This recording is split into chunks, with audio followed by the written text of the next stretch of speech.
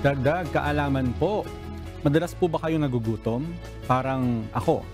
Alam niyo ba na minsan, hindi ka naman talaga gutom. Baka naman, nauuhaw ka lang. Minsan kasi pareho lang ang pakiramdam ng uhaw at gutom. Pero bago ako kumain, wait muna, no? Paano ba natin malalaman kung gutom talaga tayo o baka naman nauuhaw lang? Alam niyo ba na ayon sa mga eksperto, mayroong paraan para malaman yan. The next time na makaramdam ka ng gutom, uminom ka ng maraming tubig at maghintay ng mga 15 minuto. Kung ikaw ay nagugutom pa rin matapos mong uminom ng tubig, posible na ikaw ay gutom nga.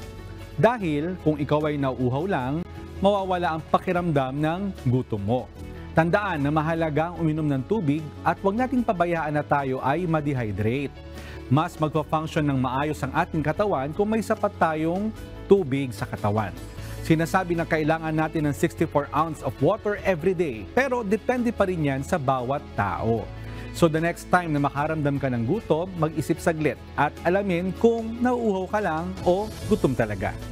Sana po may natutuhan kayo at laging tatandaan, mapalad ang tao na nakakasumpong ng karunungan at ang tao na nagtatamo ng kaunawaan.